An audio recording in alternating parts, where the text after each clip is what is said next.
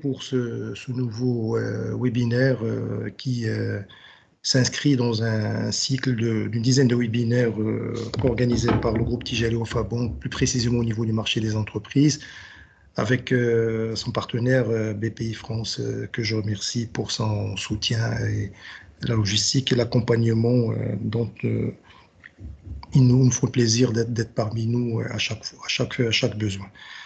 Pour ceux qui ont l'habitude d'être parmi nous, donc je suis Kamel Déby. J'ai le plaisir d'être parmi vous pour ce nouveau webinaire intitulé Accompagnement et financement de la transition écologique et énergétique, ou ce qu'on appellera la TE, la transition écologique et énergétique. C'est le 5e webinaire, comme ce que j'ai dit, j'ai rappelé, d'une série de 10 qui vont, Inch'Allah, clôturer l'atterrissage fin 2022. Pour ce sujet choisi aujourd'hui avec les équipes, c'est un sujet qui est focal, qui est devenu au fil de temps un sujet structurant et un passage obligé pour notre industrie et pour nous tous. En effet, dans un environnement de plus en plus compliqué, avec plusieurs crises et défis, on sort à peine d'une pandémie qui a passé une turbulence de près de 2 ans, avec tout le monde s'accorder enfin à faire une mise en route des plans de relance un peu au niveau mondial.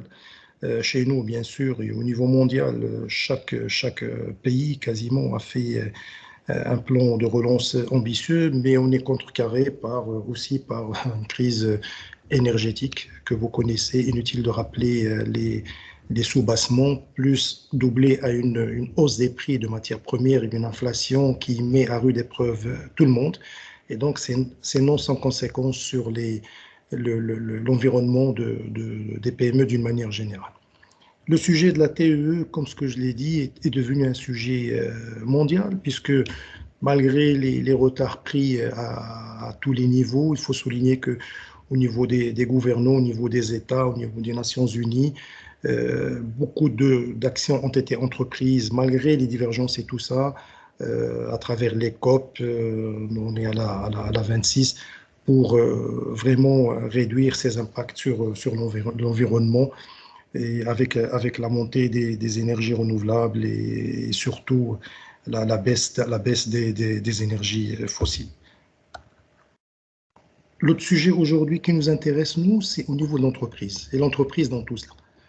Si tout le monde s'accorde à dire qu'on doit changer de comportement, nous, déjà à notre niveau, au niveau de l'entreprise, les vertus sont là, ont été dites et redites sur une TE, une transition écologique et énergétique, à travers l'amélioration de l'efficacité énergétique et donc une baisse de la demande énergétique, la baisse de la consommation aussi d'énergie et donc de leur facture, parce que la facture rentre directement au niveau de la trésorerie des entreprises. La réduction de l'empreinte carbone, bien sûr, on parle de plus en plus du mot décarbonation en ce moment, et enfin du respect de la réglementation et une meilleure attractivité de la marque employeur ou de la marque entreprise. Et on parle souvent de plus en plus de ce qu'on appelle une économie circulaire qui est créatrice de valeurs sociales, économiques et environnementales, et on ne dissocie plus les uns des autres. Alors, où en sommes-nous aujourd'hui?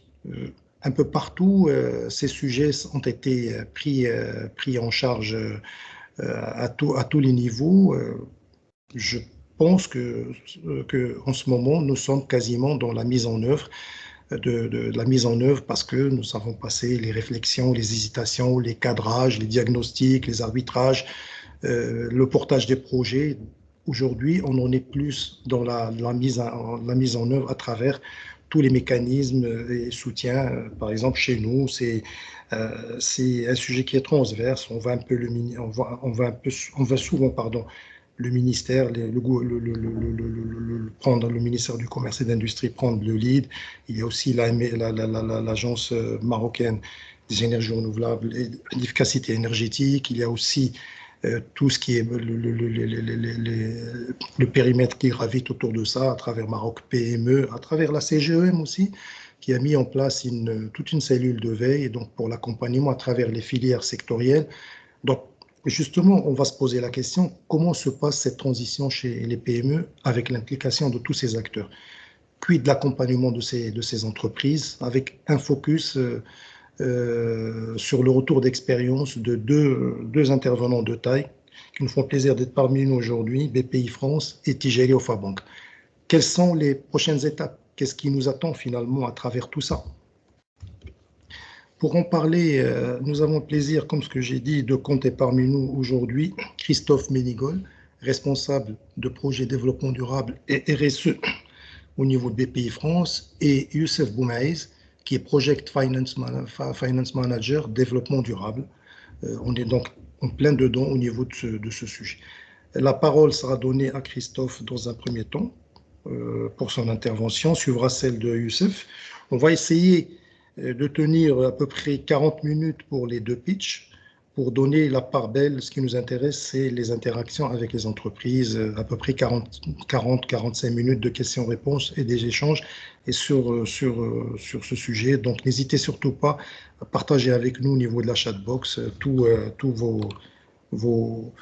vos interventions et surtout votre retour d'expérience et vos interrogations. Donc, nous nous ferons un plaisir, dans la mesure du possible, de répondre avec nos deux experts qui nous font plaisir d'être parmi nous aujourd'hui. Alors, je m'adresse à Christophe. Bonjour Christophe. Bonjour. Bonjour Bonjour. Kamal, est-ce que vous m'entendez bien? Oui, Christophe. Bonjour. Tu as commencé ton expérience professionnelle en tant que consultant, je pense au niveau du Canada. Oui, tout à fait. J'ai travaillé Puis quelques années après, dans un groupe, dans un leader mondial des jardins qui est connu, donc au niveau de tout ce qui est incubation et tout ça au niveau mondial, pas qu'au niveau canadien, avant de rejoindre depuis quelques mois, je crois, le groupe BPI France, où tu t'occupes de ce sujet de la RSE, du développement durable. BPI France, Christophe, est un acteur majeur qui, depuis quelques années, accompagne au plus près ces entreprises. Et donc, il les aide vraiment au niveau dans leur transformation sur plusieurs axes. Je réitère la bienvenue Christophe, et la parole est à toi. Merci beaucoup. Alors, je pense que Sophia va présenter. Donc, ce que je vous propose, c'est peut-être de faire alors bref, présentation de BPI France parce que souvent, soit on ne connaît pas forcément ce que BPI France fait, ou alors on n'a pas en tête bien l'étendue des choses qui peuvent être faites.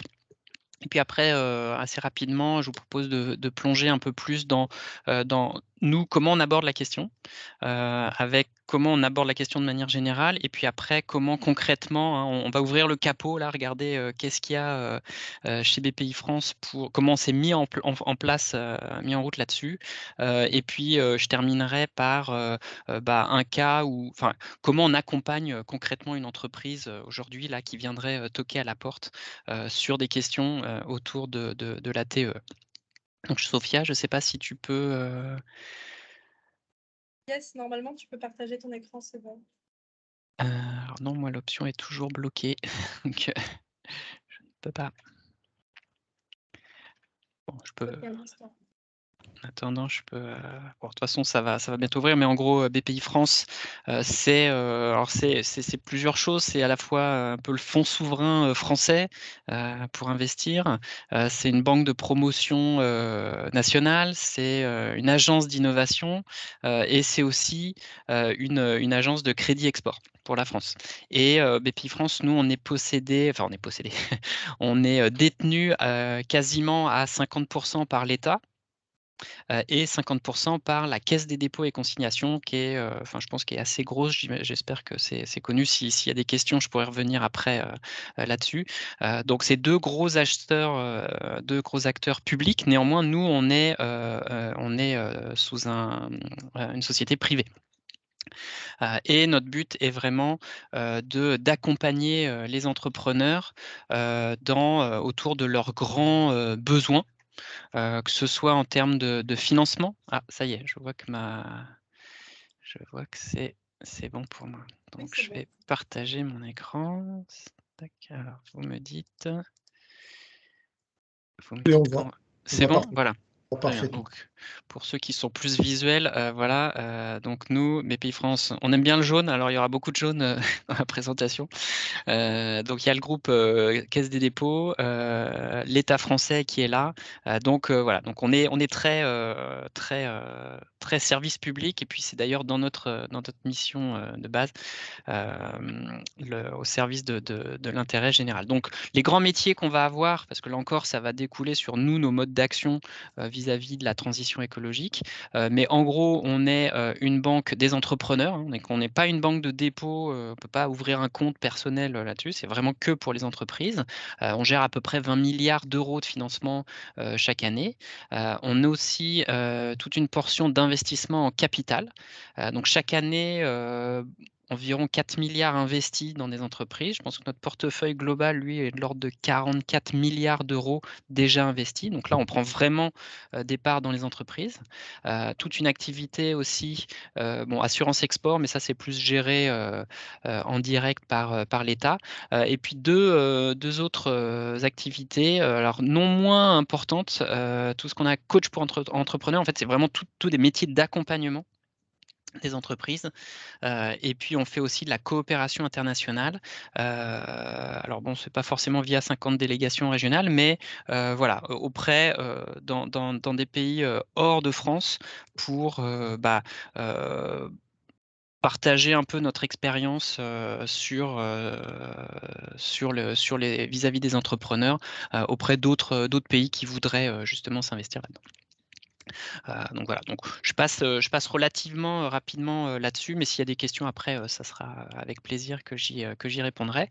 Ce qui est intéressant et important, je pense, de souligner, c'est que oui, on parle de critères extra-financiers, de responsabilité sociétale des entreprises, mais en fait, nous, c'est inscrit dans notre loi relative à notre création en 2012, qu'on doit prendre en compte les enjeux environnementaux, sociaux, d'égalité professionnelle, d'équilibre, etc. Donc c'est vraiment fondamental à notre mission, et ça se décline notamment autour de 4 grandes priorités, alors qui sont encore une fois d'intérêt public: l'emploi, l'entrepreneuriat féminin, parce qu'on sait qu'il y a beaucoup de barrières souvent à l'entrée des femmes, tous les enjeux de gouvernance et, ce qui nous intéresse beaucoup aujourd'hui, la transition écologique et énergétique. Donc, je pense un bon alignement avec ce qui nous intéresse aujourd'hui. Donc ça c'est un petit peu la présentation de BPI France. Concrètement, nous, on s'est doté d'une feuille de route climat autour de des grands constats qu'on a pu faire. Je ne vais pas rentrer trop dans le détail, je pense qu'on est tous ici au fait ou convaincus, je pense, de ces choses-là. Le contexte climatique et géopolitique impacte les entreprises. Les risques qui seraient liés à une transition désordonnée pour les entreprises est assez majeur. Et puis, c'est aussi une question de souveraineté industrielle. Je pense que la petite crise internationale russo-ukrainienne nous le rappelle, en tout cas particulièrement en Europe, vu les prix de l'énergie, mais on voit que c'est pas juste l'énergie. Cette souveraineté est particulièrement importante. Et puis aussi le fait que, petit chiffre là, on a 80%, quand on sonde nos chefs d'entreprise, qui sont conscients que le changement climatique est réel et nécessite une réponse rapide. Pour autant, ceux qui vont agir concrètement vont être qu'une minorité. Alors, il y a plein de raisons derrière, mais celle qu'on va retrouver le plus souvent, d'après nos sondages, parce qu'on mène des études et des enquêtes, c'est manque de ressources financières, spécifiquement sur ces postes-là. C'est parfois des enjeux de technologie qui vont pas forcément exister, hein. On pense souvent l'énergie, les panneaux solaires, etc. Mais sur certaines technologies ou en tout cas industries un petit peu plus lourdes, il n'y a pas forcément la technologie prête à l'emploi. Et puis parfois aussi, c'est oui, je vais mettre en place quelque chose, mais est-ce que derrière moi mes clients vont le valoriser? Parce que moi, c'est aussi, ça peut dans certains cas, aussi être des coûts. Donc comment est-ce que je résous aussi cette équation?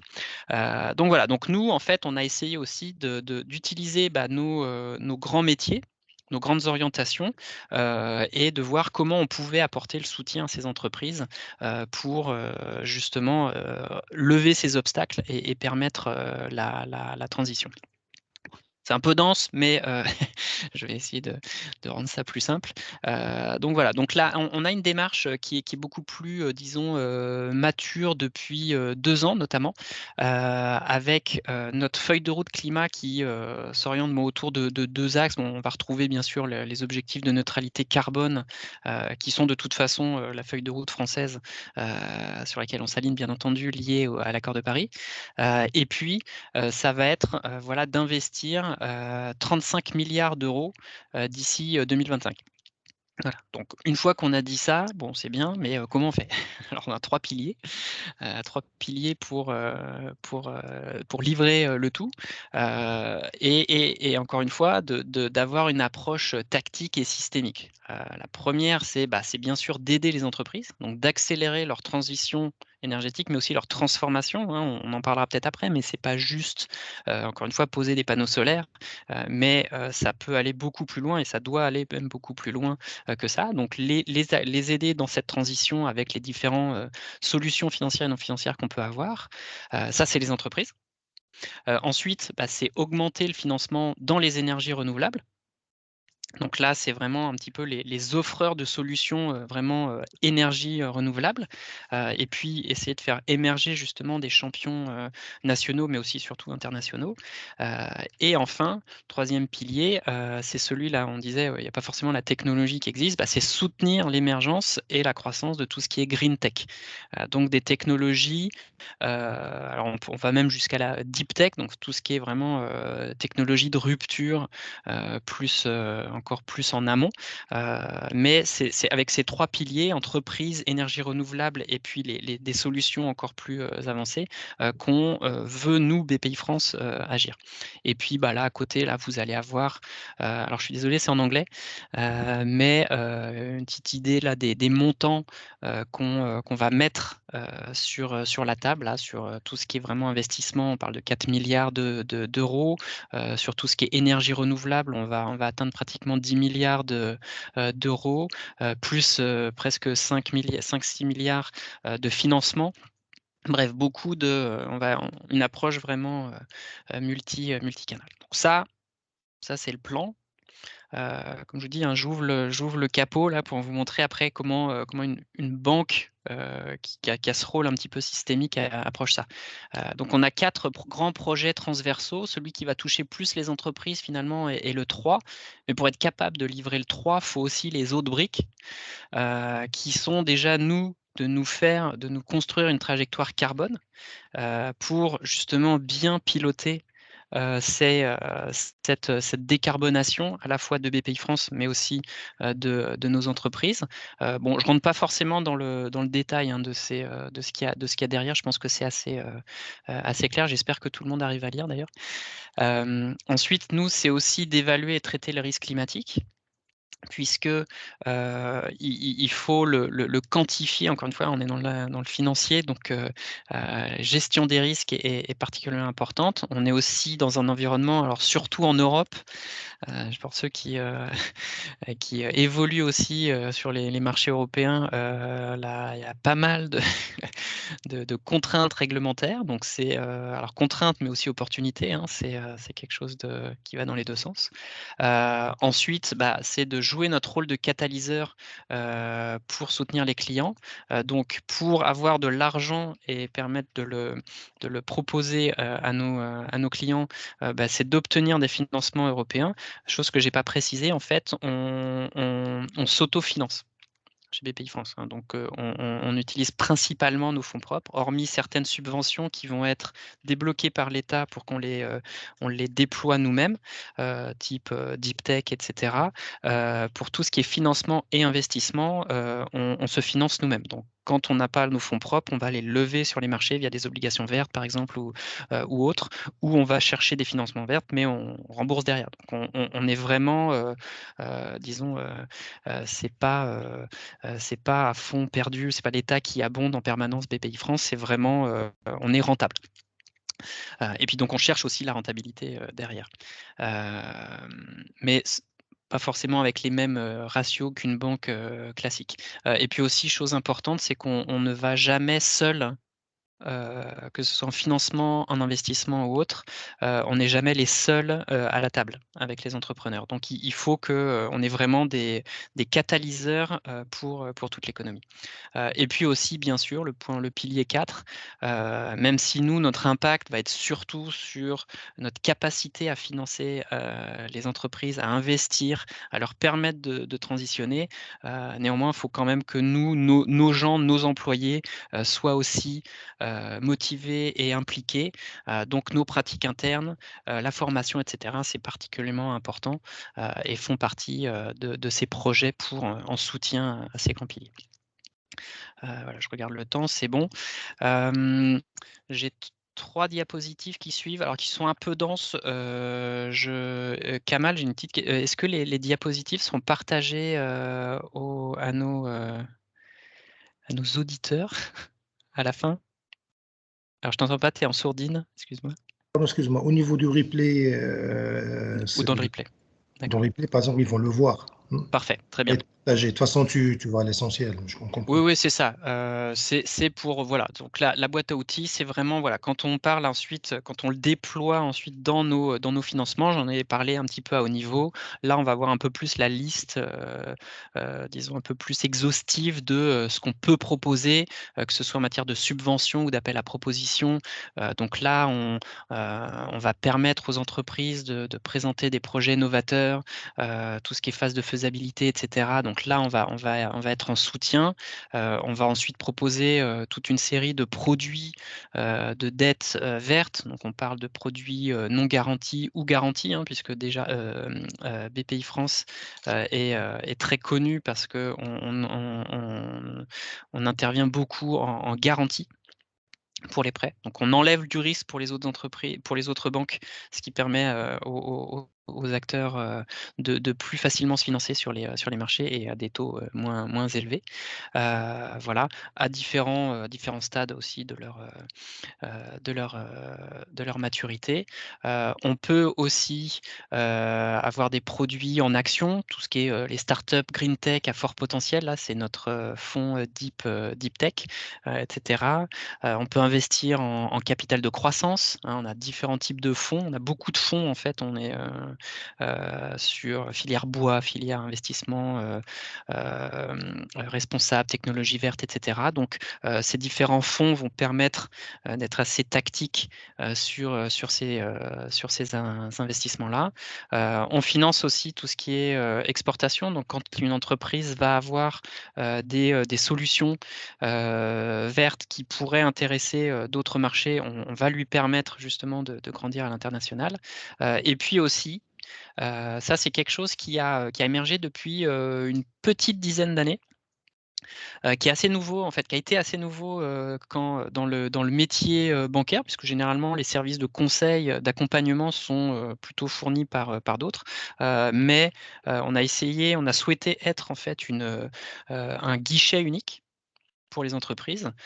Et donc, on a développé toute une gamme d'accompagnement, hein, le coach en entreprise que je présentais au tout début.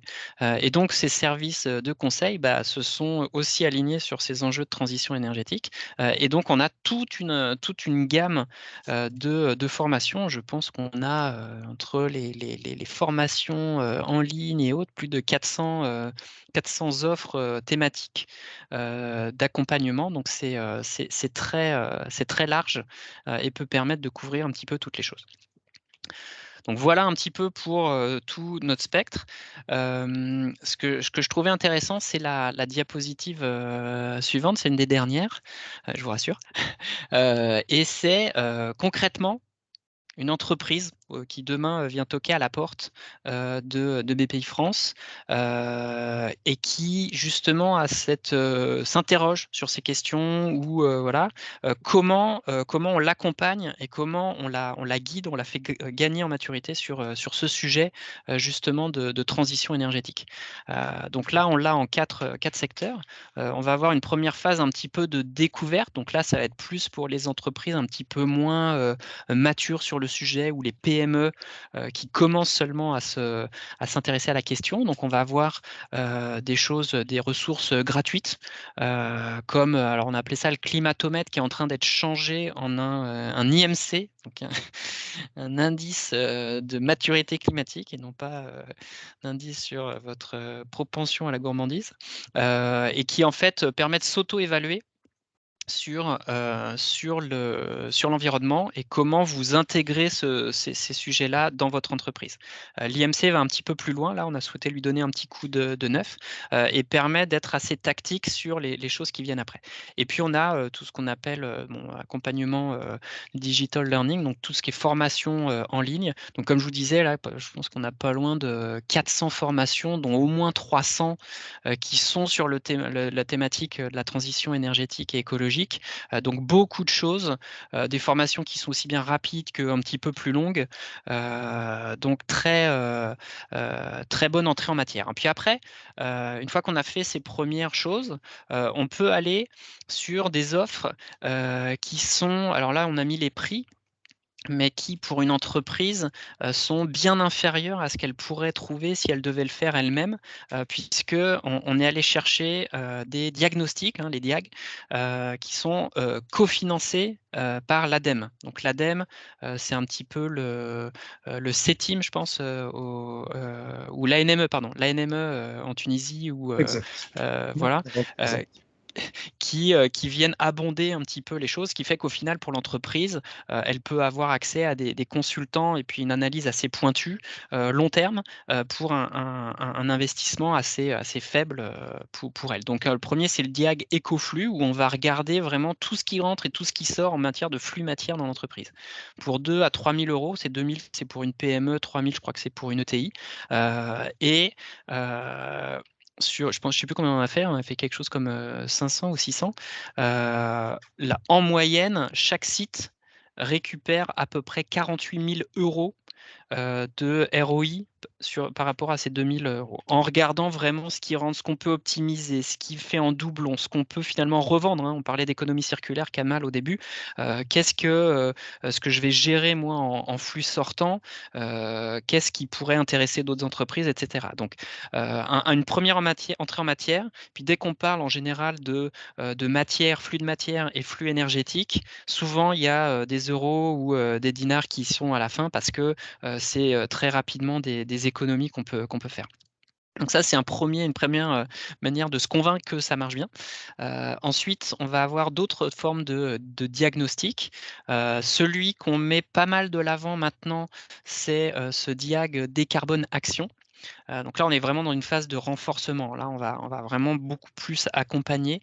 Là encore, c'est cofinancement avec l'ADEME, 4 à 6 000 euros pour faire non seulement un bilan carbone, mais aussi avoir toute une liste de solutions très concrètes de ce qu'on peut faire.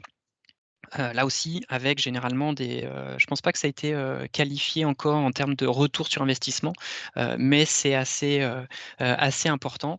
Perfimo, c'est la même chose, mais sur l'audit énergétique des bâtiments, donc plus pour les solutions immobilières, etc. Et puis le VTE vert, c'est pour permettre d'avoir accès à des jeunes diplômés, des PME, des ETI, à un coût bien inférieur à celui d'engager un jeune. Donc ça permet de faire rentrer quelqu'un qui est formé et assez connaissant sur ces sujets-là pour au moins 1 an, et donc pour travailler sur des missions spécialisées en transition. Et puis après, donc pour les entreprises qui vraiment ont passé un petit peu toutes ces étapes-là, qui ont commencé à mettre en place, et puis le diagnostic des carbone actions, lui, mène aussi à, en tout cas on encourage, et oui, on encourage à aller au-delà et à vraiment réfléchir sur le business model. de l'entreprise. De voir comment je pourrais faire autrement et comment justement ces chocs à venir, comment moi, mon business, comment je vais l'ajuster. Et c'est là où on les rentre dans des accélérateurs, soit des accélérateurs de la transition énergétique et écologique ou des accélérateurs des carbone action. Alors là, on est sur plutôt 1 an et demi à 2 ans d'investissement. Les montants sont un petit peu plus conséquents, mais nos meilleurs ambassadeurs sont les accélérés, avec souvent des gens qui étaient dans un accélérateur et puis qui passent dans un autre, parce qu'ils y ont vu leur intérêt. C'est extrêmement efficace, extrêmement productif pour les entreprises. On les intègre aussi dans une communauté, la communauté des coqs verts, hein. Le coq, c'est l'emblème français, donc les coqs verts, et de réseautage, de maillage, etc. Et vous voyez, tout ce continuum en fait permet d'accompagner progressivement les entreprises pour aller vers vraiment une réflexion en profondeur de la stratégie, du business model des entreprises et ultimement de leur impact. Voilà, donc ça clôt à peu près ma présentation. Là, on a un petit bilan à date, là, début mi-2022. Voilà, à peu près 16 milliards déjà en financement vert. Les écoflux, que ce soit carbone ou matière, on en a fait plus de... Non, c'est matière celui-là. Plus de 700 à date. Là, je pense qu'on a dû dépasser les 1000 maintenant, puisque ça, les chiffres de 2021. Et puis les coqs verts, je me rends compte que même là, je suis en retard puisqu'on a dépassé les 1000, 1000 ou 1200 même. Voilà, donc ça avance bien, on est assez content et c'est notre manière justement d'être un peu un catalyseur dans l'économie française. Donc voilà pour, je pense que je suis à peu près pile dans les temps. Merci, Je merci rends les Christophe. studios. Merci Christophe pour cette brillante prestation parce que franchement, on voit un petit peu tout ce que fait, et c'est vraiment un intégrateur global, BPI, un accélérateur, et puis il intervient dans toute la chaîne au niveau de financement, Exact. au niveau des garanties, il peut co-arranger, travailler avec les autres banques. Et donc, on sait vraiment, vous êtes vraiment dans une intégration globale et ça, franchement, on le voit même à travers tout ce qui se fait. En tout cas, merci. Je cède la parole à Youssef. Youssef? Bonjour, c'est Kamal. Oui, bonjour Bonjour à tous. Youssef. Encore merci d'être parmi nous, Youssef. Jeune cadre du groupe Tijari Ofa Bank au niveau du finance project et essentiellement aussi dans ces sujets que nous portons aujourd'hui à travers le développement durable. Si Youssef, je connais l'institution, je connais l'entité. Je sais que beaucoup de choses se font et que franchement, c'est un centre d'expertise qui se consolide, qui est là, qui est vraiment un créateur de valeur pour tout le monde. Euh, je sais que tu es passionné par ces sujets avec si Fatmé Skli au niveau de CIB. Euh, si Youssef, si tu peux la parole sera à toi, mais si tu peux nous parler de cette expérience du groupe, de ce qu'il fait et de ce qu'il compte faire pour accompagner ses partenaires, ses clients, ses prospects. Merci, si Youssef, la parole est à toi. Merci beaucoup, c'est Kamal, pour l'invitation et bien sûr pour la modération. Un grand merci aux équipes de Tijari Wafa Bank et de BPI France pour l'organisation de ce webinaire. Et également, félicitations à Christophe pour le lancement de la feuille de route pour le climat. Et vraiment bravo pour l'ensemble des instruments que vous déployez. Je ne sais pas si vous voyez mon écran tout d'abord. Oui, oui, tout à fait. Oui, Parfait. c'est bon, c'est bon. Donc, pour ma part, je vais présenter un peu l'engagement du groupe Tijari Wafa Bank dans le cadre de cette transition écologique et énergétique. Et je vais un peu revenir en arrière par rapport à la super présentation de Christophe pour rappeler un peu quelques enjeux au niveau macro, la déclinaison de ces enjeux au niveau des engagements des pays, comment ces engagements-là se sont concrétisés en des actions concrètes de financement et d'accompagnement. Et avant de vous présenter un peu l'état des lieux, des flux de financement actuels, un peu les principaux instruments de financement qui sont disponibles, et de parler également du rôle des entreprises, des enjeux, des leviers, et de finir bien sûr avec quelques rappels de ce que le groupe Tijari Alpha Bank a fait dans ce domaine-là, et bien sûr quelques recommandations pour nos clients, pour les entreprises.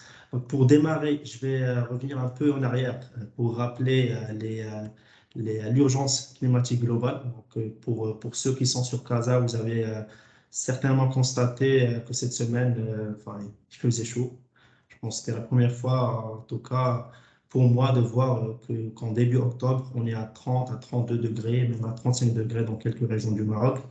Et également en France, bien sûr, et en Europe, dans l'espace méditerranéen, il y avait cette vague de chaleur, cette vague de feux de forêt pendant l'été dernier. Donc, ce sont des indicateurs alarmants de cette l'urgence du réchauffement climatique ou des changements climatiques.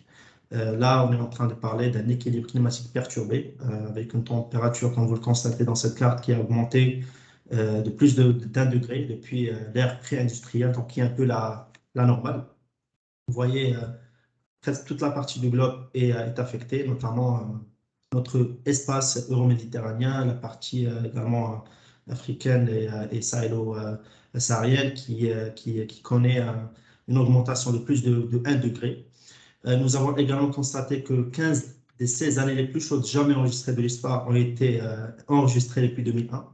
Et bien sûr, nous constatons quelques facteurs alarmants depuis quelques années qui continuent à s'accélérer et qui vont certainement des effets économiques, des crises alimentaires et des déplacements des populations. Alors, on me dit qu'on ne voit pas l'écran. Je ne sais pas si vous voyez toujours l'écran. Hein. Si, on voit l'écran. Est-ce que c'est Ali? Je pense que c'est Ali doit être sur son portable. Je pense que ça marche. Si, il le voit maintenant. C'est bon, on peut continuer. Okay.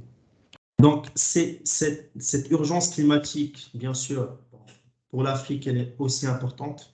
L'Afrique est fortement vulnérable à ces effets, malgré que l'Afrique ne contribue qu'à peu près 4% des émissions globales des gaz à effet de serre.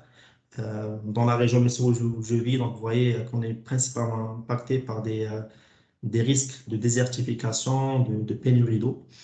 Aujourd'hui, à peu près la moitié de la population d'Afrique, malgré les efforts déployés en termes d'accès à l'électricité et de déploiement de l'infrastructure énergétique électrique, la moitié n'a pas encore toujours pas d'accès à l'électricité. En dépit du potentiel très fort de l'Afrique en termes d'énergie solaire, éolienne, hydroélectrique, les énergies renouvelables représentent à peu près 2% de la production d'électricité. Et en termes de financement, seuls 3% des flux de financement climatique globaux sont destinés à l'Afrique. Donc, un chiffre que j'avance là, qui, pour implémenter l'ensemble des actions climatiques des pays africains, dans tous les secteurs, nous aurons besoin d'ici 2030 à peu près 1 600 milliards de dollars, dans à peu près 450 milliards de dollars d'investissement uniquement dans la partie énergie renouvelable.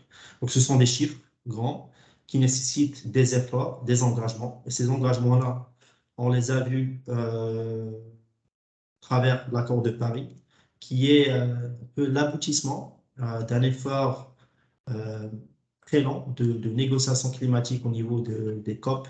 Ça a commencé, soi-disant, à la fin des années 90 avec le fameux protocole de Kyoto, qui avait des COP, des conférences des parties qui étaient parfois qui ont mené à des résultats concrets, parfois qui ont connu des discussions houleuses, des négociations qui n'ont pas abouti. Mais enfin, pour la première fois, en 2015, l'accord de Paris, nous avons eu que l'ensemble des 197 pays signataires se sont engagés à limiter le réchauffement climatique à un niveau inférieur à 2 degrés, et même de préférence de faire l'effort de le limiter à un niveau de 1,5 qui est assez, soi-disant, ambitieux. Si rien n'est fait, aujourd'hui, pendant les prochaines années, nous atteindrons les 3 degrés à la fin du siècle, ce qui est un peu c'est catastrophique, mais vu l'engagement des États à mobiliser des financements, à mener à bien ou déployer ces engagements sur le terrain dans plusieurs secteurs, Nous ne sommes pas encore dans les rails, mais on espère que ça va s'accélérer pour les pays. Il y a aussi un autre concept que je pense que je vais évoquer qui est l'adaptation. C'est un nouveau concept en fait, qui émerge. L'idée, c'est de permettre aux pays de s'adapter aux effets des changements climatiques, notamment les inondations, les feux de forêt, la montée des eaux. Donc, ce sont en fait un sujet qui nécessite des investissements assez colossaux. Et bien sûr, le sujet qui a été également évoqué par Christophe, la neutralité carbone, donc d'assurer une transition vers une société à bas carbone à partir du milieu du siècle. Et là, on parle bien sûr de l'atténuation, tout ce qui est réduction des émissions des gaz à effet de serre, principalement du carbone et du méthane dans plusieurs secteurs. Donc, les États se sont engagés. Donc, je vais parler principalement un peu du cas spécifique du Maroc, avec des objectifs assez ambitieux en termes d'atténuation, donc en termes de réduction des émissions. Donc avec un objectif de réduction de l'intensité carbone d'à peu près 45,5% d'ici 2030, qui nécessite une enveloppe de près de 39 milliards de dollars, principalement dans les secteurs suivants, donc dans la production d'électricité et dans l'industrie, qui est bien sûr un sujet très pertinent pour la discussion d'aujourd'hui. Donc, également sur la partie adaptation, le Maroc, pour implémenter ses actions sur la partie adaptation, devra mobiliser à peu près 40 milliards de dollars, notamment pour le secteur de l'eau, des forêts, de l'habitat, de la santé, de l'agriculture, principalement dans les milieux les plus vulnérables. Donc, l'idée de cette partie, c'était de vous montrer que le Maroc, à l'instar d'autres pays, s'est engagé. Donc, là, on est passé d'engagement à passer à des actions plutôt concrètes. Sur la partie transition énergétique, donc, le Maroc a commencé bien avant, donc dès 2009, avec une stratégie énergétique nationale ambitieuse.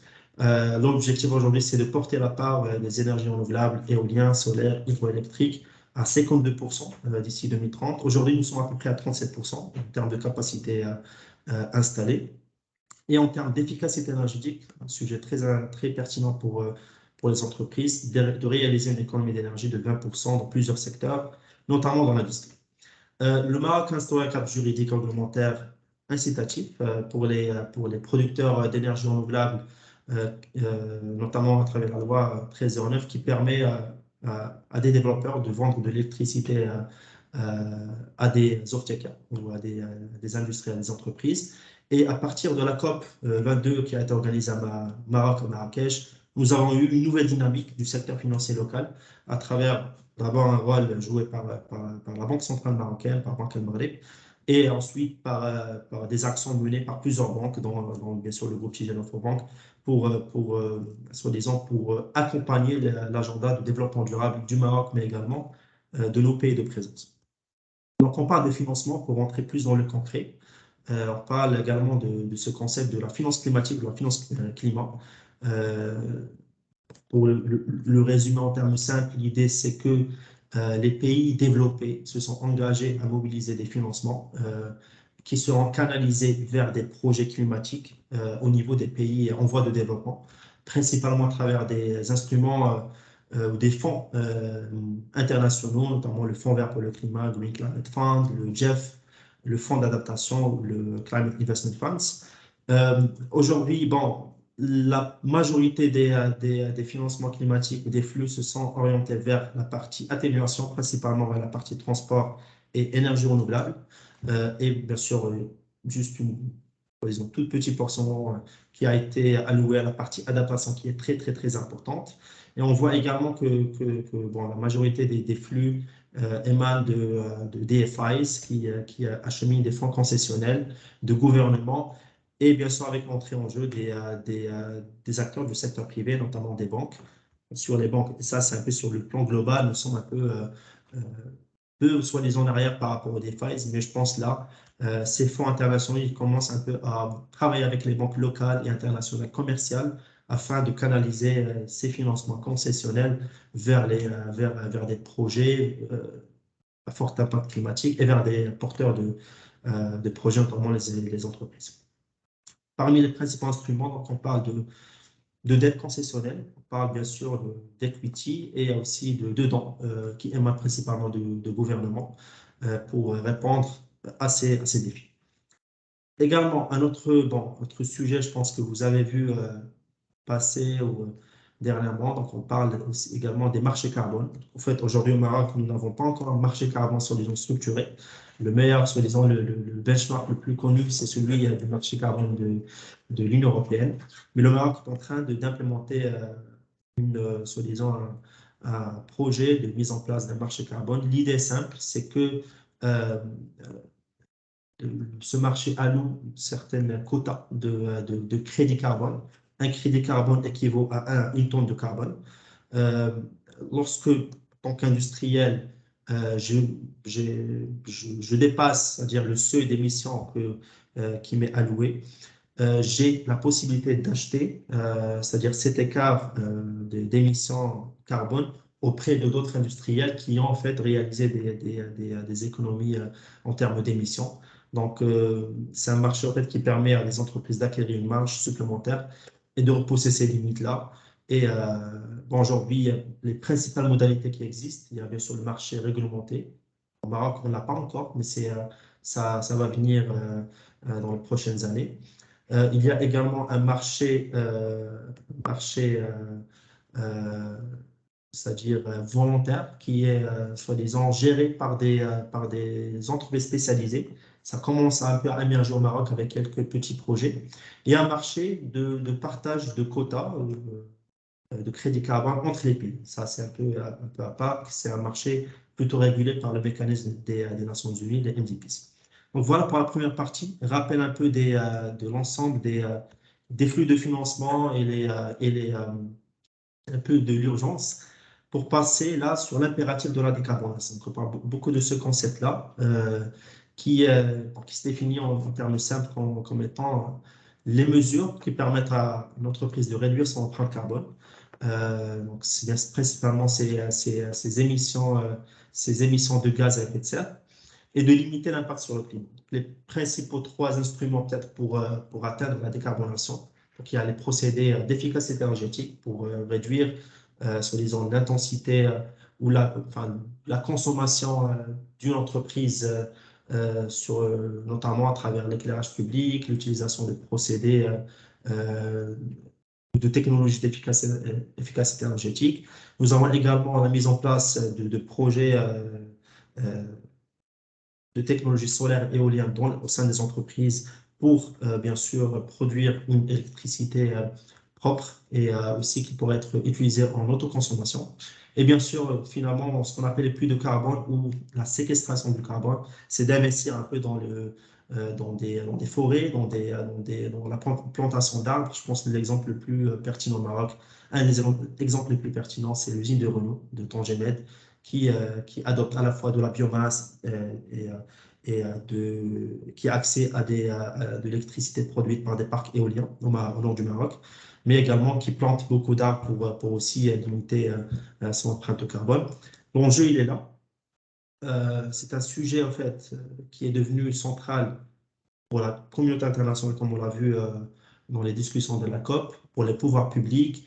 Il y a certainement des évolutions réglementaires qui pourraient impacter les entreprises. Et aussi, bon, il y aura également des opportunités business qui sont non négligeables qui vont venir pour les entreprises marocaines. Donc là, pour parler des enjeux réglementaires, un focus sur ce qu'on appelle dernièrement la taxe carbone de l'Union européenne. En fait, le terme exact, c'est le mécanisme d'ajustement carbone aux frontières de l'Union européenne. Donc l'idée, je vais résumer encore une fois de manière simple, c'est que lorsque vous êtes un importateur de l'Union européenne et que vous produisez un produit et que ce produit-là génère par exemple une tonne de carbone, il faut s'assurer que le produit importé n'émet pas autant d'émissions que ce produit. Bon, la réalité, c'est qu'entre le Maroc et l'Union européenne, que les produits produits ici au Maroc sont beaucoup plus émetteurs. Donc, cette différence en termes d'émissions, elle sera taxée par l'Union européenne. Alors, pour rassurer également les entreprises, c'est un mécanisme, une taxe qui va s'appliquer en premier lieu sur un nombre de secteurs assez réduit, principalement sur les secteurs les plus énergivores, les plus émetteurs, donc les secteurs des ciments, du fer, l'aluminium, les engrais et la production ou l'export d'électricité. Cette taxe rentrera en vigueur à partir de 2023 pour une éventuelle période de transition à peu près 2 ans, de 2025. Donc, pour rassurer aujourd'hui, on ne parle pas de l'ensemble des secteurs qui seront concernés, mais il y a des échos qu'à partir peut-être de 2025, d'autres secteurs, notamment l'agro et le textile, pourraient être impactés par ces taxes. Donc, encore une fois, pour vous donner un chiffre, ici, la partie export qui sera la plus impactée, donc ce sont les fertilisants qui connaîtront un peu un impact en termes de taxation carbone à aujourd'hui, mais à partir de 2025, il faut être prêt, il faut être préparé pour une extension à d'autres secteurs. Les opportunités, je pense qu'elles sont importantes. Il y a des investissements durables qui vont se présenter en termes de mise en place de projets d'énergie renouvelable, de technologies d'efficacité énergétique. Donc, c'est un marché assez naissant. Il y a, selon une étude de McKinsey, une attitude positive des consommateurs lorsqu'il s'agit des entreprises engagées en faveur de la durabilité, et même une attitude assez positive pour les talents qui préfèrent travailler au sein d'entreprises assez engagées sur ce plan. Les sous-secteurs qui présenteront plus d'opportunités sont les énergies renouvelables, le transport, les déchets et l'hydrogène vert, ainsi que l'agriculture. Donc, je vais finir. J'ai peut-être 4 minutes restantes sur la partie finale de cette présentation pour un peu dérouler la contribution du groupe Tijara Infobank. Donc, comme je l'ai dit, notre travail a commencé en parallèle avec les efforts du Maroc pour déployer sa stratégie d'énergie renouvelable énergétique nationale. À ce jour, donc, on a financé à peu près plusieurs projets de développement durable pour un bilan, un engagement global de à peu près 13 milliards de dirhams, à peu près 1,3 milliard d'euros, dont la majorité concerne des financements de projets solaires, hydroélectriques et éoliens, principalement au niveau du Maroc, mais en Égypte, en Tunisie, au Cameroun et en Côte d'Ivoire.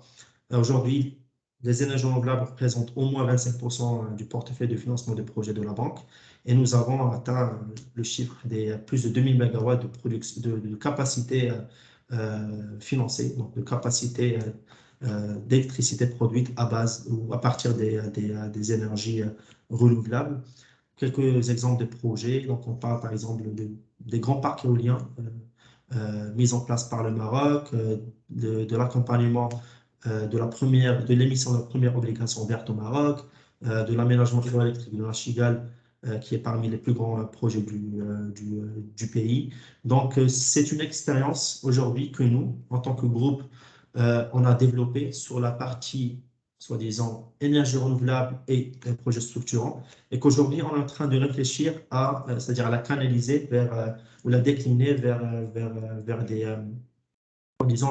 nos clients, corporate et PME, et même TPME, pour bénéficier c'est-à-dire leur quête pour adopter des procédés d'efficacité énergétique, mais aussi de décarbonation. Pour cela, on a été accrédité au Fonds vert pour le climat, qui est le principal instrument financier dédié à la finance climat. L'idée, c'est de canaliser ou d'acheminer des financements concessionnels, de les transformer en lignes de financement verte pour des secteurs assez spécifiques, pour bien sûr améliorer la bancabilité des projets au niveau des corporates, des industriels, des PME. C'est un long travail, parce que nous étions la première banque commerciale en Afrique qui a obtenu cette accréditation, la 7e à l'échelle mondiale. Nous prenons un peu le lead sur ces sujets avec d'autres banques pour bénéficier nos clients. Nous sommes également en cours de structuration d'un fonds africain d'efficacité énergétique pour investir dans des projets d'efficacité énergétique et de performance réalisés par les ESCO pour des clients PME, corporate et autres. Et nous sommes aujourd'hui, pour finir, peut-être à l'instar de BPI France, en train de développer une stratégie verte, de financement vert, pour bénéficier à l'ensemble de nos partenaires, en se basant sur notre expertise en termes de financement des énergies renouvelables. Mais là, l'idée, c'est d'étendre cette expérience, de se reposer sur un certain nombre de partenaires internationaux et également nationaux, la MEI, la ICE, Maroc PME, Maroc Software, le programme Software Croissance Verte de la CCG. Donc, l'idée, c'est là de bénéficier de cet apport, soi-disant, de partenaires et aussi de notre accès à la finance climat pour bénéficier c'est-à-dire les efforts de décarbonation et de transition énergétique de nos clients. Merci à vous. Merci, merci beaucoup, c'est Youssef, pour cette intervention qui résume l'implication de ce que fait le groupe Tijari Wafa Bank, qui est quand même leader de la place et au niveau des investissements. Christophe, Oui. rebonjour Christophe, donc rebonjour Youssef. Merci pour vos présentations qui plantent le décor absolument sur ce que fait BPI France et ce que fait le groupe Tijari Wafa Bank. La question qui se pose, Christophe, qui vient à l'esprit, moi je vois un petit peu les interrogations des uns et des autres. Quand vous accompagnez une PME, une cohorte ou un groupe, qu'est-ce qui est le plus difficile pour les entraîner? Parce qu'il y a toujours ce T égale 0, il y a toujours cette hésitation, cet arbitrage. Au-delà de l'obligation, des échéances et tout ça, qu'est-ce qui est le plus difficile selon ton expertise? Est-ce que dans une logique d'investissement, on peut concilier CAPEX et développement durable? Ça veut dire qu'il n'y a pas de freinage, au contraire, on peut investir. Et puis, une autre question qui se pose aussi, c'est, tout à l'heure, tu as parlé d'un retour sur investissement sur le DIAG de 448 000 euros. Ça veut dire que quand on met les choses en place, c'est quoi? C'est un délai d'une année, un retour sur investissement d'un délai d'une année? La première année, oui. Effectivement, c'est dès la première année. Puis une dernière question pour finir, c'est l'accompagnement, quand on disait tout à l'heure lors des échanges, finalement, l'entreprise n'est pas seule. Elle est dans un cercle, mais elle vit dans un environnement. Et il est de plus en plus, tu l'as dit tout à l'heure, au niveau de la souveraineté, du sourcing, de la souveraineté, de la réindustrialisation, tous ces sujets finalement qui sont devenus des sujets mondiaux et qui posent avec acuité ce qu'on appelle la chaîne de valeur, les écosystèmes fournisseurs, les partenaires et tout ça. Est-ce que l'entreprise, dans tout cela, est accompagnée dans son socle global? Ça veut dire également dans les intrants, dans ce qui sort, dans toute cette chaîne de valeur. Et Youssef, deux questions qui me viennent à l'esprit, parce que ce sont des dossiers agrégateurs, des projets agrégateurs sur lesquels Tijari est intervenu. Quid de la PME? Est-ce qu'aujourd'hui, on va descendre au niveau de la fusée à un étage plus bas pour financer ces transformations, comme disait tout à l'heure Christophe, les véritables transformations de ces entreprises? Tu as parlé de financement vert, finalement d'une chaîne de valeur avec tous les acteurs et tout ça, pour franchement accompagner ces entreprises. Et puis, une autre question, Christophe tout à l'heure le disait, je sais qu'en France, en Europe, ça se fait. Aujourd'hui, le bailleur de fonds, que ce soit la banque ou BPI France ou les assureurs crédits et tout ça, ont un droit de regard sur ce qui se passe. On va financer un CAPEX, un programme d'investissement, mais on a un droit de regard pour voir est-ce que c'est pas polluant, c'est bénéfique pour l'environnement et tout ça. Est-ce que ce sont des choses qui vont venir?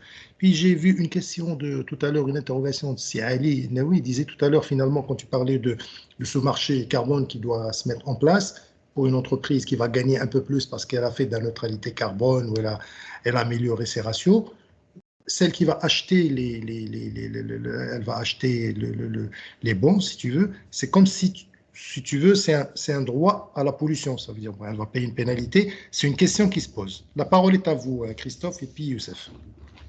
Très bien. Bon, alors, il y a beaucoup de questions. Alors, j'ai essayé de les noter, mais voilà. Alors, sur le comment on embarque le monde, c'est sûr que nous, on ne va pas forcer personne. Hein. C'est sûr que c'est pas notre rôle. Nous, on veut jouer le rôle un peu de catalyseur. Donc, et c'est pour ça qu'on a cette approche, ce continuum-là que je présentais un petit peu. Mais à la base, je pense que l'entreprise, ce qu'on veut faire, déjà, elle va avoir quand même un certain nombre de signaux externes. Et puis, tu sais, Youssef, là, tu as bien posé la table, comme on dit au Québec, là. Tu as bien dressé les températures qu'on a eu cet été, la sécheresse alors j'avoue, je sais un petit peu moins, mais je pense que oui, au Maroc, ça a dû être aussi assez dur. Enfin, en Europe, c'était la folie, quoi. Donc, je pense que les gens, les incendies de forêt, là, ça fait 3 ans qu'on en entend parler tout le temps. Je pense que les gens se posent plus trop la question de savoir si, enfin, quand le changement climatique va nous impacter. C'est là, quoi. Donc, je pense que déjà, il y a ces signaux qui sont quand même assez forts et puis qui s'invitent. Il y a toute la géopolitique.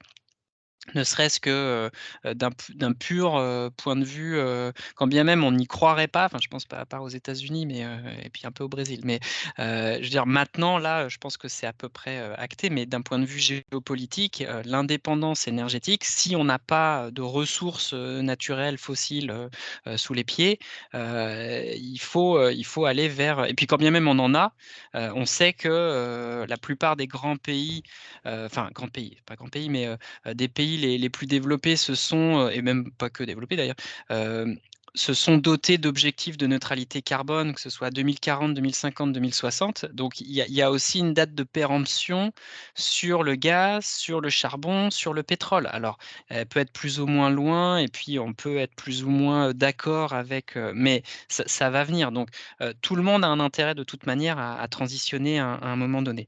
Et puis aussi, je pense que Kamal, tu en as parlé, il y a l'enjeu des talents. C'est-à-dire le recrutement, comment j'attire les gens, comment je les retiens, la quête de sens.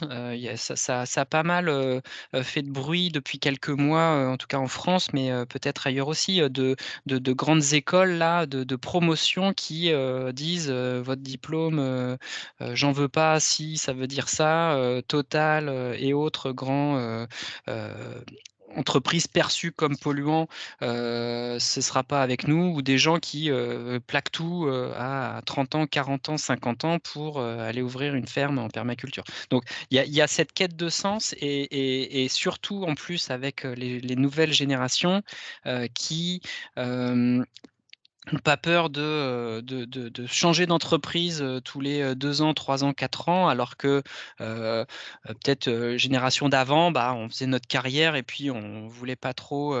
Donc il y a cette plus grande mobilité, ces signaux-là, qui soient très géopolitiques ou climatiques, qui sont des incitatifs. Et puis après, nous, c'est ça, on essaye d'accompagner la maturité des clients. Donc on ne force personne, on est vraiment dans l'accompagnement, mais ces diagnostics là gratuits que je mentionnais au début, climato, etc., enfin climatomètre, etc., en fait, ils sont gratuits, mais maintenant ils vont être systématiques.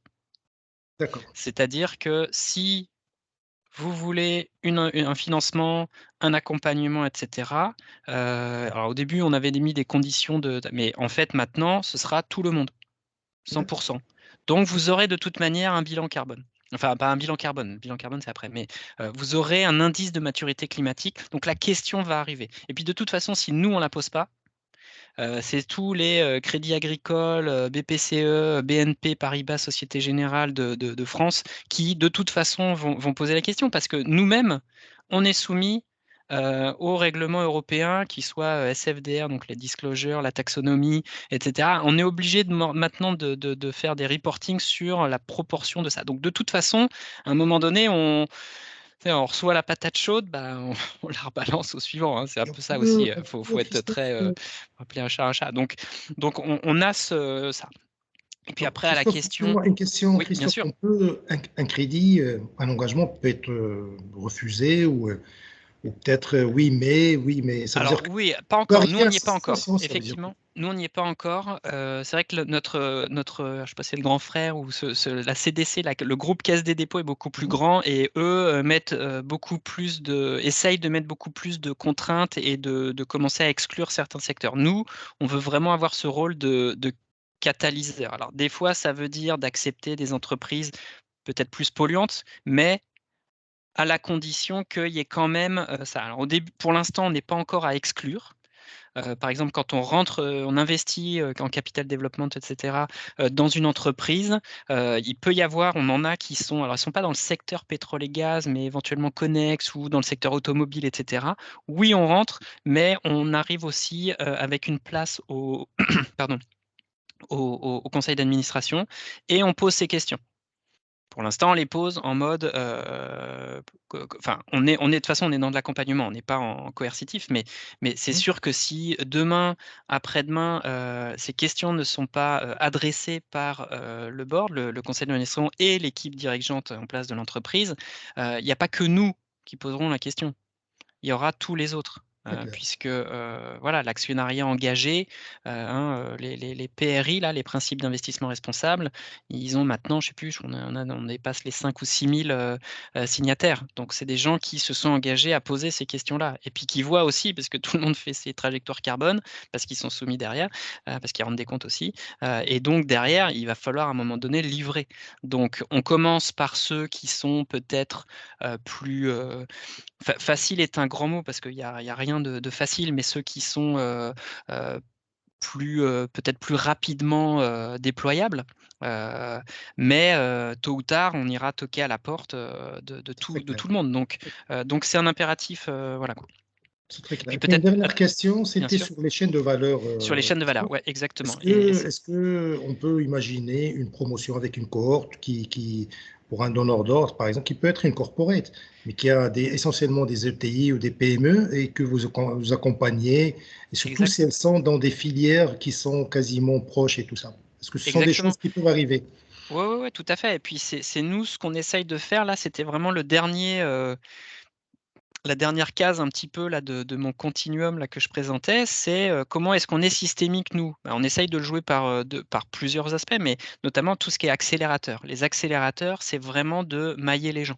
Donc celui qui a fait son diagnostic de flux de matière ou de flux énergétique ou son bilan carbone, là, dans les 18 ou 24 mois, il va y avoir des séances de formation, il va y avoir des séances de brainstorm, il va y avoir des événements de networking.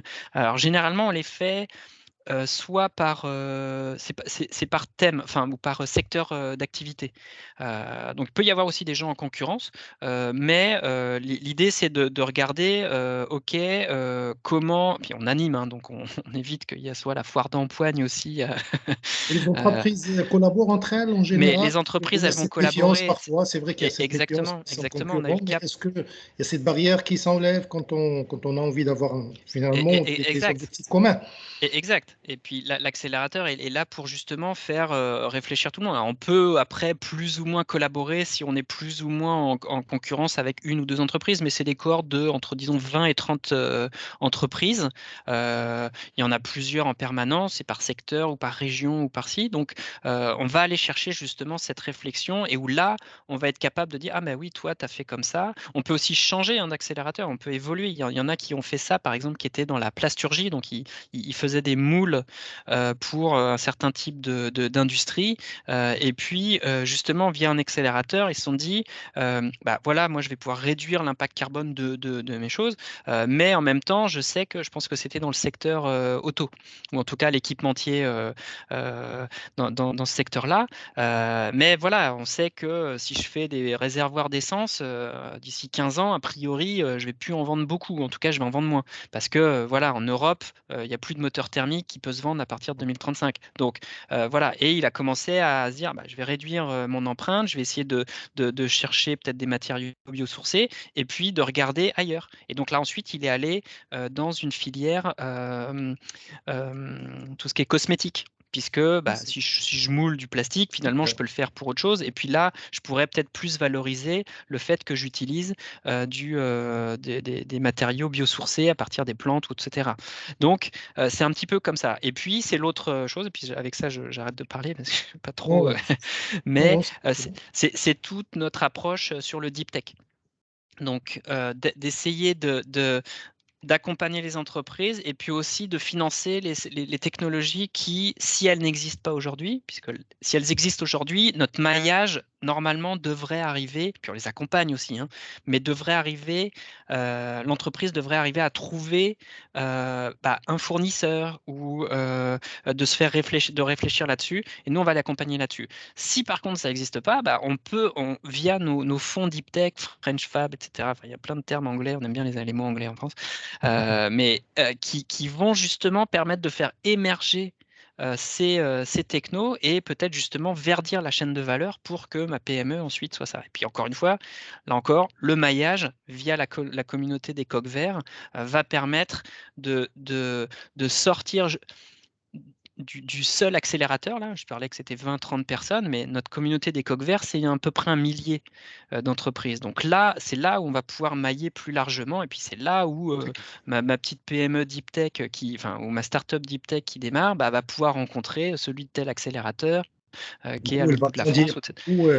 Du coup, elle va grandir, ça veut dire Et que... elle va grandir, et puis on va mutuellement Merci beaucoup voilà. pour ce partage qui est très, très riche. Si Youssef, la parole est à toi sur les questions plus importantes pour nous, c'est les prochaines étapes, comment on peut accompagner la PME. Parce que la PME, un peu partout, on le disait tout à l'heure, globalement, c'est à peu près 80% de la TPME au niveau de toutes les économies, tu as les corporates, les grands groupes et tout ça, mais le plus gros est fait. Si tu prends cette massification, elle a besoin d'être accompagnée, elle a encore besoin d'être embordée. Bon, tu l'as dit et répété tout à l'heure, il y a beaucoup d'acteurs, comment on peut financer, comment on peut incuber, comment on peut aller au-delà au niveau de la finance verte, sur cette culture carbone, sur tout ça. Et puis, cet accompagnement au niveau du groupe TGL, qui est quand même un groupe pluridisciplinaire. La parole est à toi, Zius.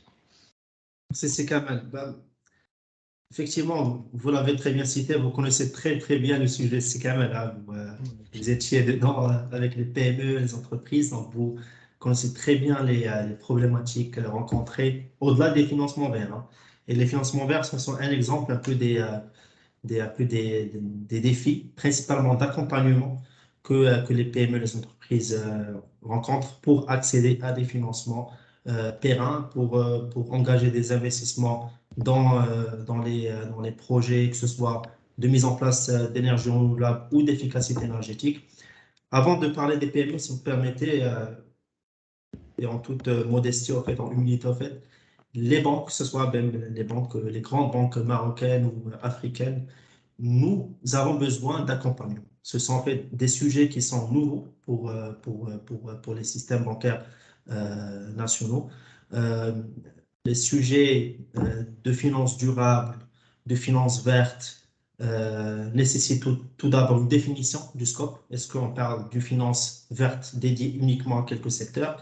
Est-ce qu'on parle à une finance durable dédiée à l'ensemble des objectifs de développement durable c'est-à-dire qui partent au-delà de la transition énergétique, qui touchent un peu de la santé, l'éducation et à d'autres sujets de pauvreté, d'inégalité, etc.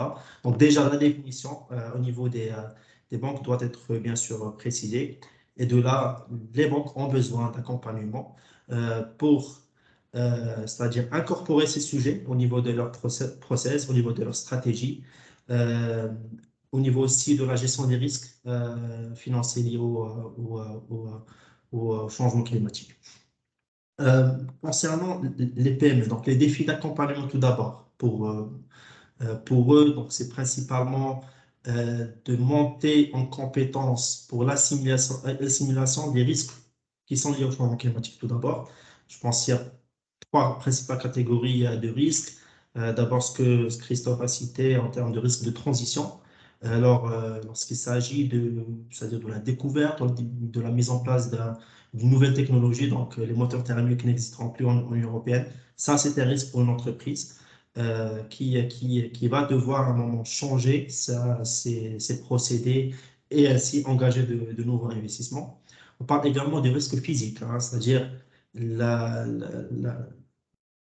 lorsqu'il y a un impact climatique direct sur l'entreprise, des inondations, un changement de température qui peut perturber peut-être la chaîne de valeur de cette entreprise-là. Donc, ce sont des risques à prendre en considération.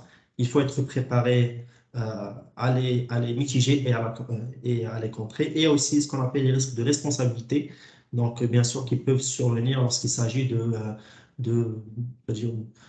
lorsque l'entreprise a eu un impact sur l'environnement, soit un impact négatif sur l'environnement. Donc il faut que l'entreprise soit au courant des procédés, comment elle peut, c'est-à-dire contrer ce risque réputationnel et de responsabilité. Également, la montée en compétences pour l'accès au financement, très important. Pour d'abord, c'est-à-dire connaître quels sont les instruments financiers adaptés à chaque investissement, connaître ce que la banque peut faire, aussi les autres sources de financement au-delà du financement bancaire. Donc, ce sont également des sujets que Tijari, c'est là en fait où on travaille principalement avec nos partenaires du Fonds vert pour le climat pour mobiliser des financements concessionnels avec adossé à de l'assistance technique pour bénéficier, c'est-à-dire principalement les PME, c'est-à-dire pour monter en compétence en même temps que de canaliser le financement à ces projets-là qui permettraient soit de réduire leur empreinte carbone ou soit de s'adapter aux effets du changement climatique. Donc, à mon sens, le financement pur et simple n'est pas la vraie problématique. La problématique qu'on doit tacler tous ensemble, c'est la problématique d'apprentissage, de gestion des connaissances, de partage de connaissances entre les banques, entre partenaires. J'ai appris beaucoup de Christophe, donc c'est déjà un exercice de partage de connaissances et d'incorporer ces éléments-là dans le day-to-day de la banque, commencer par la stratégie, aller vers les lignes de business, les lignes métiers, enfin déployer ces éléments-là au niveau même des agences bancaires de proximité avec nos clients pour que ces clients-là Au niveau des arrivent front avec... managers, par exemple, ça veut dire que Pardon. les front managers deviennent Exactement. finalement des managers de la relation et puis ils peuvent aussi originer et mettre le client ou les PME en immersion, les prospects. Exactement. Ça veut dire que Exactement. c'est comme si on va mettre le client enfin le prospect ou l'entreprise dans une immersion où elle peut être accompagnée de bout en bout. Elle a l'habitude Exactement. d'aller voir les acteurs, mais on peut imaginer qu'une banque peut aussi proposer ça. Exactement. Les Et je pense que clients, les clients en charge de bout en bout. c'est déjà proposé par le groupe, soi-disant au niveau, pour les TPE. Donc, je pense qu'il y a le dispositif d'Armo Powell qui est une idée Oui, très, oui, très, oui, très oui, innovante. qui est un formidable outil parce qu'il permet, Exactement. c'est un tremplin entre effectivement, pour de l'entrepreneuriat. Ça, c'est un bel exemple. Oui, oui, effectivement. Exactement. C'est les masterclass qui sont faites pour Christophe. C'est l'ensemble des collègues, ce sont des centres de formation, d'accompagnement non Pour financiers incuber techniques les à travers des entrepreneurs, c'est un masterclass. tremplin pour les entrepreneurs pour qu'ils Exactement. puissent mettre le premier pas, les premiers jalons pour savoir ce que c'est qu'un business model, Exactement. comment s'y prendre, le lexique, la formation financière. C'est très, très important, effectivement. Exactement.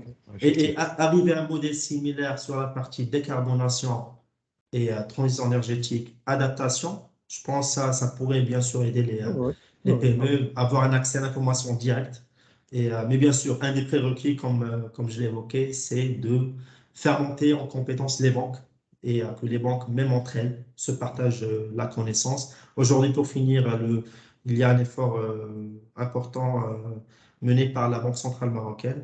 Il y a certains ateliers pour le renforcement des capacités des banques.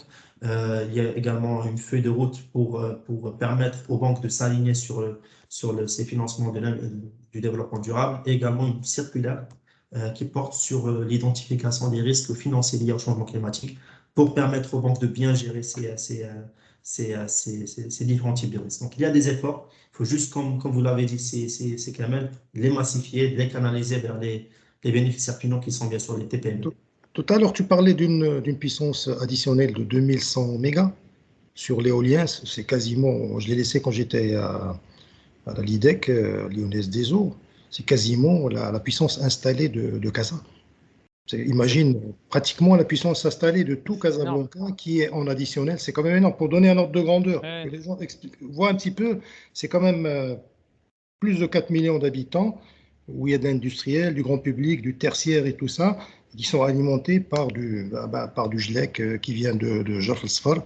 Essentiellement, en 50%, c'est du charbon hein, c'est du charbon. Donc, si le mix vient en surplus et qui vient suppléer, ça serait excellent. Ça serait excellent. Et que les entreprises additionnées, que chacun fasse l'effort de diminuer un petit peu au niveau des chaudières, au niveau des appels de puissance et tout ça.